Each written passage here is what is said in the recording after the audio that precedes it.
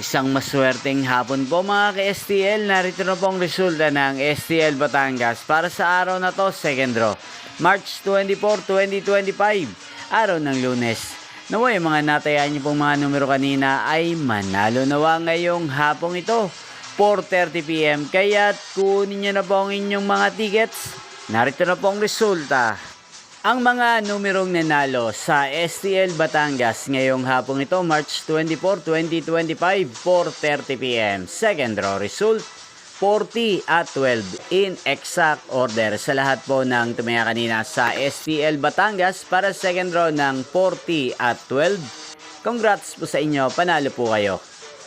At ngayong hapong ito sa STL Batangas, atin pong i-shoutout si Ate Emily ng Batangas na lagi din pong nanonood sa channel na to. Shoutout po sa inyo, Ate Emily.